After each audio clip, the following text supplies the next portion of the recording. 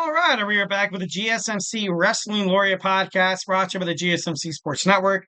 I'm your host, Eric Rodriguez, here every Monday through Friday, 8 p.m. Pacific Time, 11 p.m. Eastern Time on the GSMC Sports Network. Here to talk about everything in terms of professional wrestling. Just kind of reflect on what we talked about right quick. We had our WWE Monday Night Raw review. We had our WWE NXT talk. We also talked about some worst heel turns in WWE history. And now, without further ado, we're going to talk about some of the greatest heel turns in WWE. Just kind of address some questions real quick. We got once again my man, Little Fettuccine 68. Judgment Day needs to look strong. Yeah, they do. Not really much to get into this about this, but ever since you saw Damian Priest and Rhea Ripley leave Judgment Day, they have no identity. Are they going to go out just as quote unquote street trash? Are they going to be like rascals that are constantly just causing a muck in WWE? Did Judgment Day turn into the new Retribution? Retribution was supposed to kind of mimic how Judgment Day was. Didn't really work with someone as a superstar caliber as Mustafa Ali. And now you have not Damian Priest, Finn Balor. Finn Balor is supposed to be the leader of the Judgment Day. As of right now, it's not working. And I got to be honest, and it's kind of sad to say, I don't think the Judgment Day is ever going to look strong. I was kind of flirting around with storylines like maybe Bronson Reed joins to be Finn Balor's new muscle. That could possibly be it. But overall, I just don't see the Judgment Day moving forward from this. Like, I just don't. I feel like with better bookings, it could have been better. But as of right now, I don't really see them having a future. Drew McIntyre beats CM Punk and moves to NXT or SmackDown. I could, you know, that could work. But Drew McIntyre on Raw right now, it seems like he fits. It seems like he doesn't fit. And see, that's the problem with creative development right now that I feel like that this Drew McIntyre, CM Punk fighting over some stupid bracelet is causing. But overall, I can see that. I could see the Drew McIntyre making an impact anywhere he goes. In terms of superstar status with SmackDown and Raw, you have Roman Reigns, Cody Rhodes, Randy Orton. I would honestly say CM Punk, Kevin Owens are under. They're under Drew McIntyre. They're under him. That's just it. 1,010%. But I don't know. It should be interesting. Should be, got to move on. We got my boy Emeren's podcast coming up. And, once again, I'm always late. So, yeah, let's go ahead and, let's go ahead and talk about some of this stuff right here. All right. Once again, obviously be patient with my camera. Gonna go ahead and bam, bam, bam. And, all right. Yeah. So you get to move my face back and forth. I know you guys love that. All right. So let's go and talk about some of the best heels in WWE history. Shawn Michaels. Not really much to say about this. The Heartbreak Kid, Shawn Michaels, once again, this saved his career. Turning his back on Marty Jannetty of the Midnight Rockers and, at the Barbershop Quartet, skit, which was pretty badass, was kind of funny. And I'm not too, obviously, turning heel against, turning heel against Hulk Hogan. Also, people think that D-Generation X with Triple H Paul Levesque was kind of like a heel turn, but I don't think it was. I don't think. But Shawn Michaels was so damn talented. He was part of the Rockers winning. I don't even think they won the tag team championships. I think they won it, but it wasn't acknowledged because it was during the WWF/WWE live event. But they never really got a chance to kind of like show that they can hold titles. Then you had Shawn come out being the heel against Bret Hart because Bret Hart was loved, absolutely adored by WWF fans. Also, Canadian wrestling fans as well. Shawn Michaels was seen as this kind of like the Antichrist, kind of like this guy that screwed, because of the Montreal Screwjob You screwed Bret Hart, the best wrestler in the whole entire world. He was hot. He had a hot contract waiting for him. Vince McMahon pulled it back after promising Bret Hart that he was going to sign it. And then, you had Shawn Michaels essentially kind of be your scapegoat. So once again, Shawn Michaels on the list of being a total heel, but we love Shawn. Here at the GSMC Sports Network, we do love Shawn Michaels. All right, next we have Edge. Edge was a baby face that never would have worked, especially during the Ruthless Aggression era. Never really worked. He feuded with Shawn Michaels as well. Obviously, this kind of started off as the birth of the rated R superstar. Once when he started to kind of turn heel and started kicking everyone's ass. Once again, feuding with Shawn Michaels. But Edge never had a future with WWE until they kind of tried this new this new suit. I was like, you know what? Let's make him heel. Let's see what happens. You know what I mean? You had Christian leaving, Christian Cage left, and then Edge was kind of just left on his own. He didn't really have any future bookings within the tag team division, nor he should have been, because if you have a great tag team like Edge and Christian, you don't really kind of try to, duplicate that or kind of run it back or anything like that or renovate it, so to speak. So the best thing for Edge to do in his career was just kind of a reboot. Kind of a reboot. Be like, you know what? Let's have a new Edge, the rated R superstar. Bam. And then once again, lo and behold, born Edge. Next, we have Hollywood Hulk Hogan. People grew tired of the old red and yellow for Hulk Hogan. He turned heel at the Bash at the Beach pay-per-view. And then he formed the NWO, the greatest faction in professional wrestling history. Hollywood Hulk Hogan was edgier.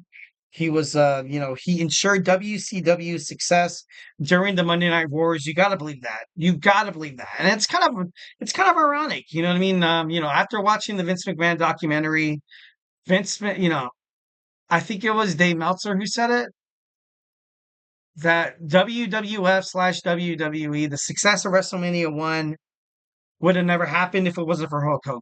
Would have never happened. And then now, then he moved to WCW, and then he was the reason why they kind of got on the spot, kind of got in the mix in terms of professional wrestling, major media. And with this Hollywood Hulk Hogan, it was genius. It was genius. It was great. I'm kind of crazy, but ultimately I thought it was pretty badass. Next, we have JBL, John Bradshaw Layfield. He turned from a Ministry of Darkness to a stock exchange millionaire who pissed everybody off. I thought it was pretty cool. His successful title reigns obviously helped solidify his championships as well. So I love JBL. And when he came out, you kind of have this suave guy with his cabinet, Orlando Jordan, the Basham Brothers. It seemed like it all made sense. But at the end of the day, the Basham Brothers kind of fell off. Orlando Jordan never really worked out. And then there was Jillian Hall as well. And it's just, the best thing about it was JBL. And JBL, with Eddie Guerrero, with John Cena, a lot of great superstars like that. Feuding with John Bradshaw Layfield was pretty badass. I thought it was, exactly what he needed to kind of break out of his shell, teaming up with Farouk under the Ministry of Darkness of The Undertaker, and go out there and, kind of be his own singles wrestler kind of guy. And I thought WWE did a really good job, and I think it saved his career. Next, we have Bayley. Next, we do have Bayley, and I gotta be honest. With this decision, I was kind of like, I got a chat from my man Mike Lava MKE. Hell yeah, Mike, my man. But for Bayley, tearing down the Bayley buddies, breaking the hearts of all the superstars, not superstars, but all the fans out there. You had that little girl crying. How could you, Bayley? How could you? How good did you turn into the role model? You know what I mean? Her and Sasha Banks kicked ass. Bayley turning heel. Bayley turning heel for me, I thought was the stupidest freaking thing in the world. Absolutely 1,010%. But that's just my opinion. The fans loved her as a babyface. And now that she is a babyface, but for her being a heel was, kind of like a Hulk Hogan. People got tired of the Bayley buddies, the flashy colors, her coming out like the Ultimate Warrior dropping the elbow. People got tired of it. And, I'm tired of it. I want to see something different. So you can't really blame the WWE universe for wanting something like that. They gave them the role model Bailey.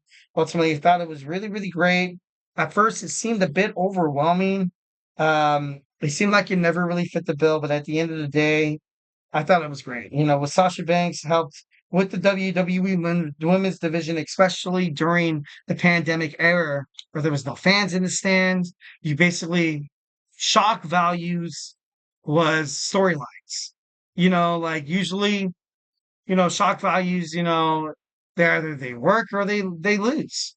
And during the pandemic era, you saw WWE flirt with a lot of ideas that maybe never would have worked if there was a crowd in the audience. But this worked. Exactly what Bailey was kind of meaning to do here. All right, next we have The Rock. The Rock, and once again, like I said, I'm running out of time. The Rock, the first heel turn when he joined the Nation of Domination. Obviously, The Rock, those Rudy Tootin, jabronis, those candy asses, and then the final boss. The Rock is just great wherever he is. He's just great wherever he is. So, definitely love him as a heel. Next, we have Roman Reigns. Roman Reigns turning heel saved his career in a nutshell. In a nutshell. If you look at this is probably number one. Number one is superstars that really, they turn heel for the betterment of their character because WWE essentially was kind of forced down the WWE universe's throat.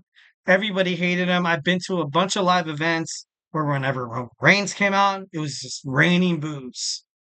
Just, you suck. You suck. People didn't accept Roman Reigns, and he came back with this new persona at SummerSlam, beat the holy hell out of the Fiend, the Universal Champion, wreck everyone and leave. Turned into the Tribal Chief, turned into the greatest storylines in WWE history with the Bloodline. Roman Reigns turning heel was the best thing in the world, and even CM Punk kind of saw that.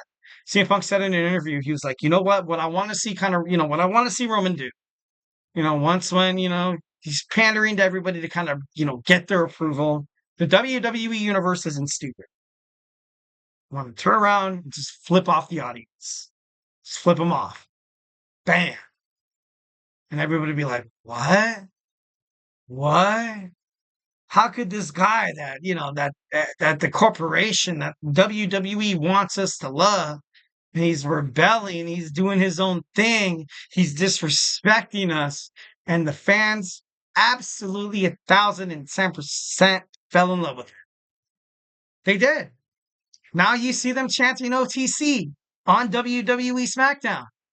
It worked. And it was one of the best, if not the best, heel turns in WWE history. Of course, you got to mention Seth Rollins. Seth Rollins joining the Authority, turning his back, throwing the steel chair in Roman Reigns' back and Dean Ambrose. And it was just, it was one of the most heartbreaking moments in WWE history. But at the same time, it was something that propelled Seth Rollins' career for superstar.